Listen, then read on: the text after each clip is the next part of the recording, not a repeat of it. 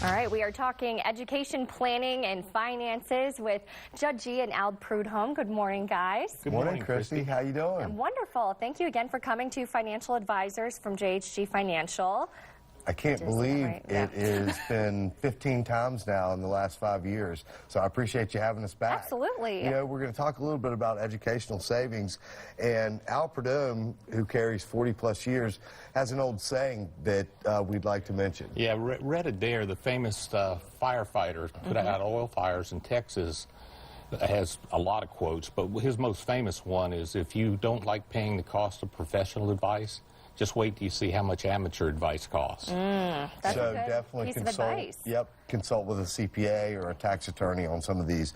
So one of the first things I wanted to mention, Christy, is some stats here. Okay. The average annual cost on a 4-year in-state's about 25. Private is now about 53. Wow. And in 2012, about 71% of students were graduating had student debt. All right.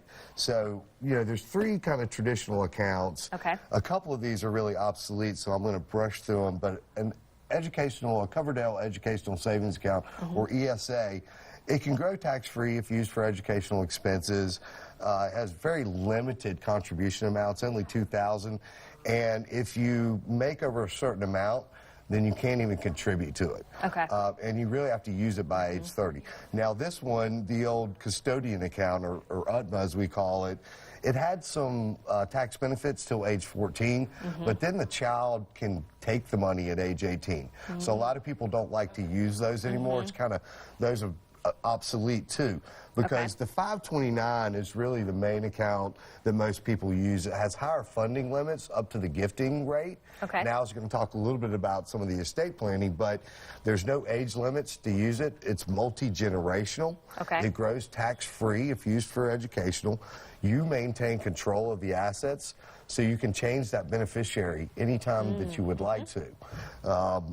Also, some states, some near us, have income tax deductions. Again, consult your CPA. Okay. But it has some estate planning techniques, and I thought I would pass that over to Al. Sure. Yeah, the plan can be set up by anybody for anybody, and you can accelerate the contributions up to 5 years worth all in 1 year. Oh, wow. So you can put a lot of money in it up to the gift tax limits.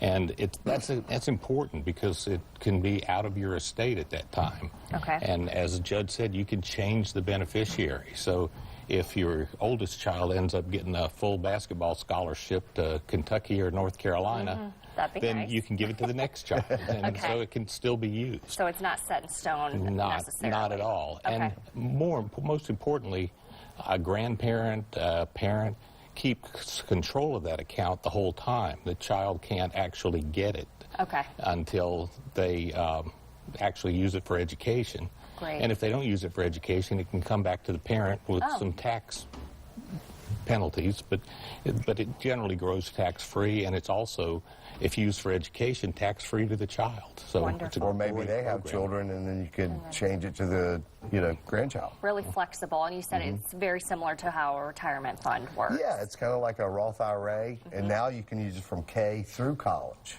Okay. Which is really nice. So the ESA, again, has kind of become obsolete. This seems to be the biggest and best of all. Yeah. Okay. There's always, this option too. Taking a gamble. Roll the dice. I think I'll go with what you guys are informing me of. It sounds like the best. Well, and college planning isn't just about money, although it frequently comes to that. Statistics show that more than half of people change their major or change their college. Right. And that adds an extra year or two. So with those costs of college education, just by getting it right up front, and there are a lot of services, including ours, that can help you decide what's your major. And I'm speaking from personal experience. My daughter had to go 2 summer sessions in an extra year because she changed her major. So being out of the workforce for a year and extra college costs easily cost $75,000 extra that could have been avoided if we did it right the first time. Planning always better than not planning. Thank you guys so much for joining us this morning. We'll be right back after this.